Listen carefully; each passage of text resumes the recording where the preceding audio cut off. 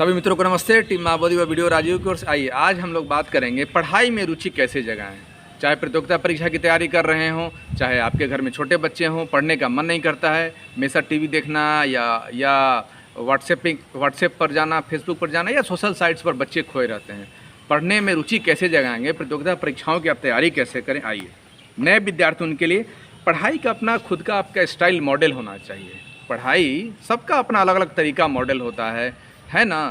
Baba Saheb model हुआ, Varadraj model हुआ, Swami Vivekananda model हुआ, आचार्य चाणक्य मॉडल हुआ। तो आपका अपना मॉडल होना चाहिए। आप पीयूष हों या आप राजीव हों या आप रवि हों, तो आपका अपना मॉडल होना चाहिए। आपको खुद के स्टाइल में पढ़ना है। किसी भी टॉपिक को पढ़ने से पहले उसे अपने मित्रों के साथ डिस्कशन करें। कुछ भी पढ़ें तो उसके बारे में पहले जानने समझने का प्रयास करें। वो क्या है, क्यों है, कैसे है, उसके बारे में क्यूरियोसिटी पैदा करें, जिज्ञासा पैदा करें। कहा गया कि शिक्षक कौन है? जो आपको पढ़ाता है वो शिक्षक नहीं है।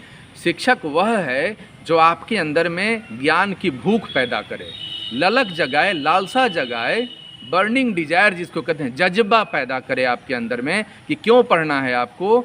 असली शिक्षक वही है। तो आपको जो पढ़ना है उसके बारे में जानकारी प्राप्त करेंगे अपने मित्रों के साथ में, ग्रुप डिस्कशन के माध्यम से या विभिन्न अन्य माध्यमों से, पत्र पत्रिका, टेक्स्ट बुक्स है या किसी भी प्रकार से आप जानकारी प्राप्त करेंगे, तब आपको उसमें मज़ा आएगा और पर रुचि के साथ पढ़ेंगे।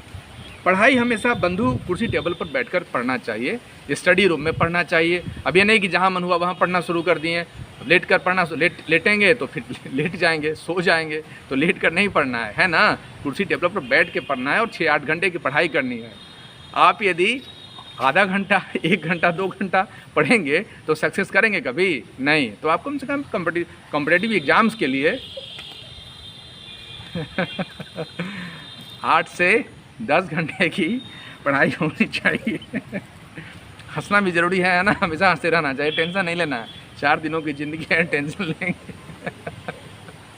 तो ऊपर चले जाएंगे कोविड में। मस्त रहना है, खुश रहना है।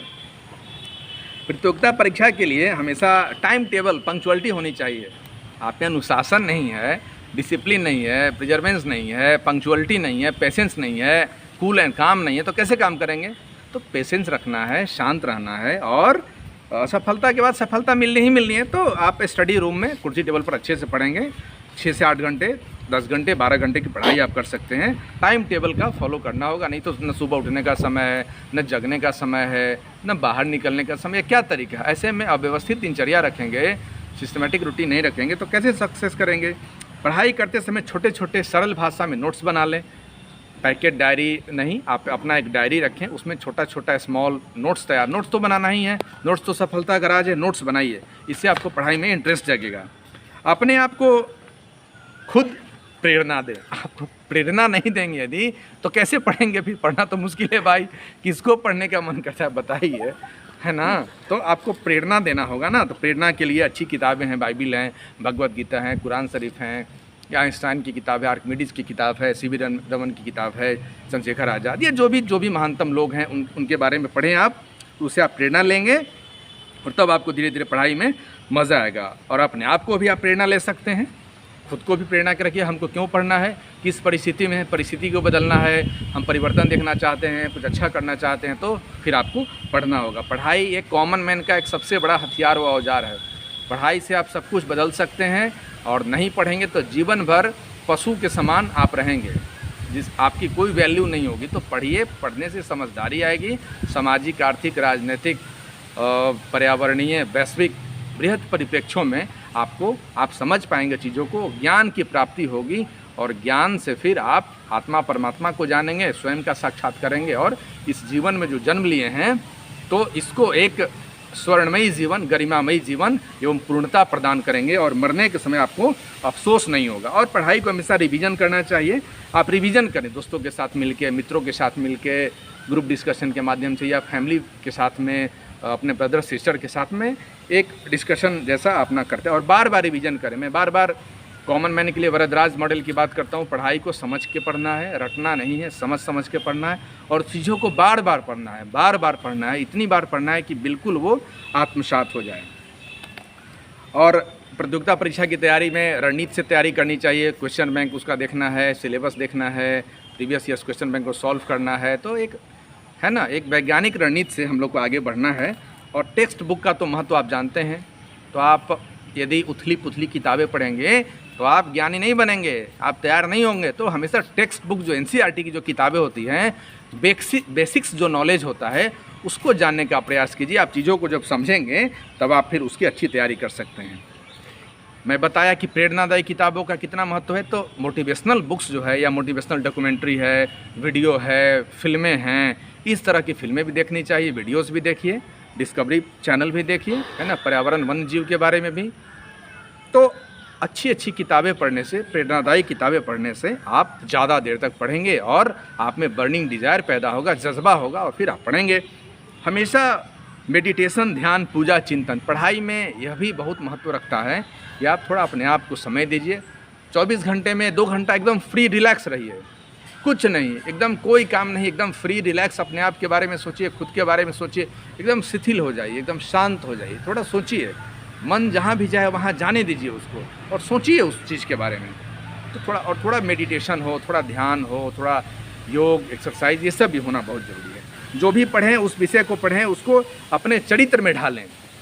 जो भी आप पढ़ रहे हैं उसमें खुद को ढाल लें, चाहे पर्यावरण हो, चाहे ज्योग्राफी हो, या फिर सिविलाइजेशन के बारे में या हिस्ट्री पढ़ रहे हैं, LSW, sociology, psychology, general study, जो भी पढ़ रहे हैं, आप अपने कैरेक्टर को उस कैरेक्टर में ढाल लें, तब देखिए पढ़ाई का मज़ा। खास करके इतिहास में तो और ज़्यादा हो सकता है, चीज़ों को आप समझ सकते हैं, पॉलिटी में भी समझ सकते हैं।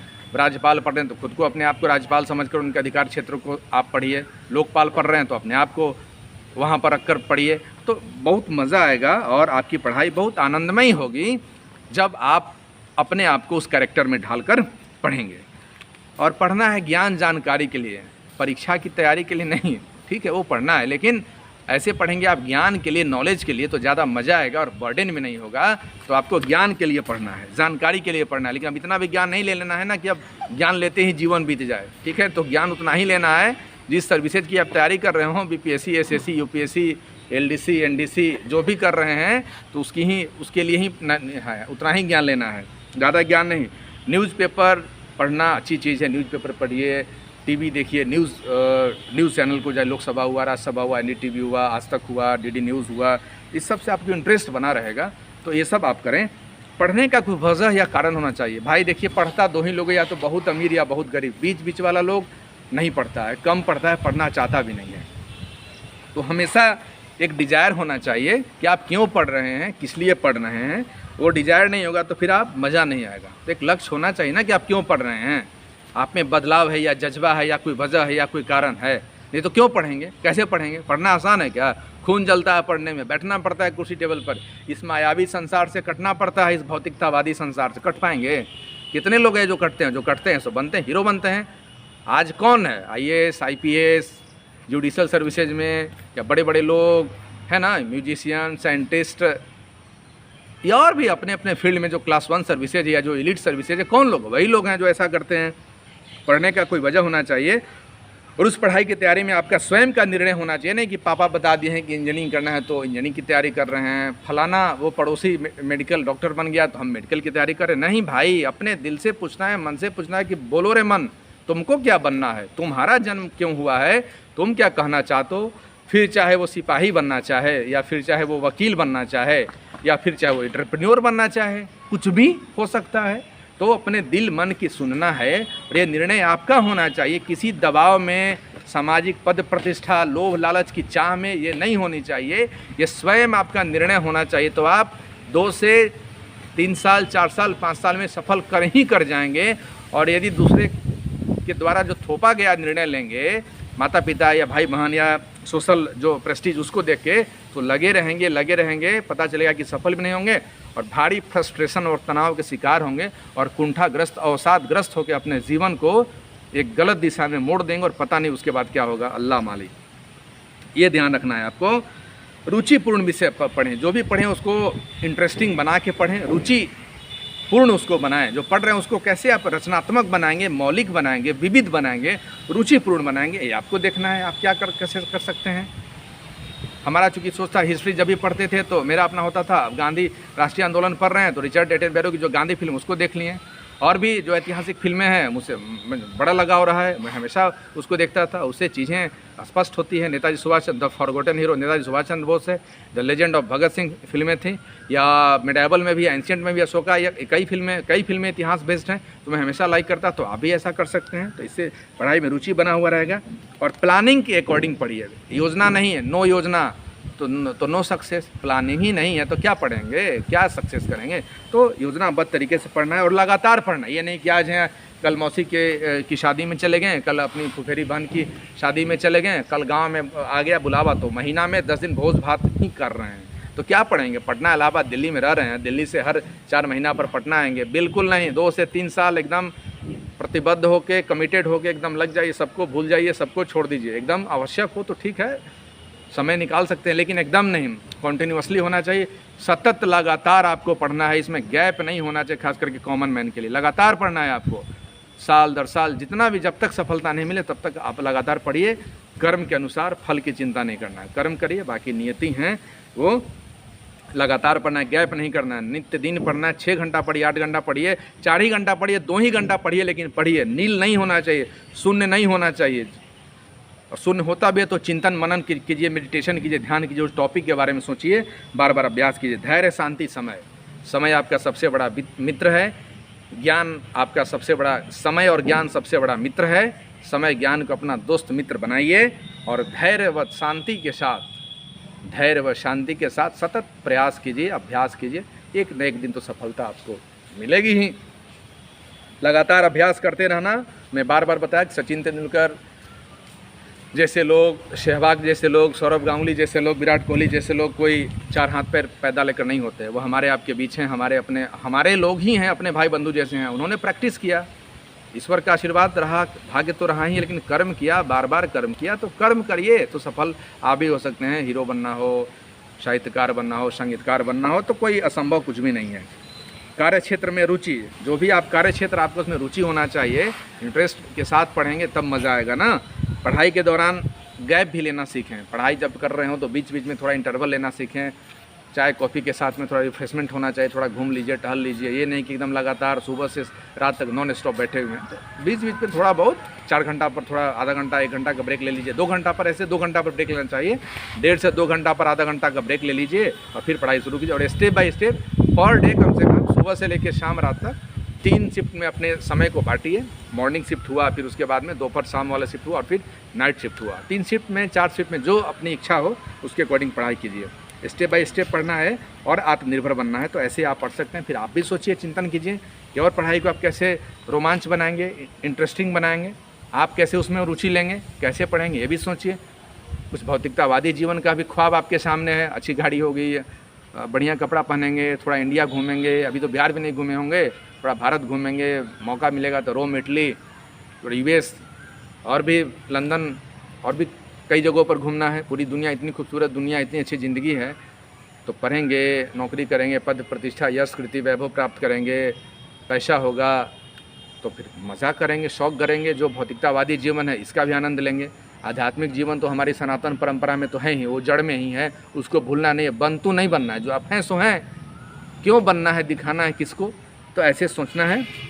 पहले भी आपको मैं बताया था सच्चा मित्र के बारे में, दुख क्या है, अन्य चीज़ों के बारे में। फिर हम लोग अगली बार आएंगे, अन्य सीरीज के साथ में आएंगे प्रतियोगिता परीक्षाओं के संदर्भ में। और टीम महाबोधि को आप लाइक और सब्सक्राइब कीजिए। और भी जो लोग टीम महाबोधि से जुड़ना चाहते हैं, और भी हमारे कई मित्र हैं जो अधिकारी हैं, मैं उनसे भी निवेदन करूँगा कि आप लोग भी महाबोधि के आप भी मेंबर हैं। आप सबकी जिम्मेवारी है, मेरे ऊपर केवल नहीं छोड़ दीजिए। सब लोगों की जिम्मेवारी है कि टॉपिक वाइज, है ना, विशेष करके IAS PCS का जो स्टडी मटेरियल है उसको टॉपिक वाइज अगले 6 महीना से 1 साल में, आप सबसे गुजारिश है, निवेदन है, जो हमारे महाबोधि टीम महाबोधि के मित्र हैं, कि स्टडी मटेरियल प्रयास किया जाए डिजिटल प्लेटफॉर्म पर, अपने कॉमन मैन के लिए, अपने गरीब बंधुओं के लिए, अपने साथियों के लिए, अपनी बहनों के लिए हम लोग डिजिटल प्लेटफॉर्म प्रदान करें और उन लोगों को हमेशा गाइड करें। इसी के साथ राजीव की ओर से, राजीव आपका भाई, आप सबको नमन वंदन व अभिनंदन करता है। जय हिंद।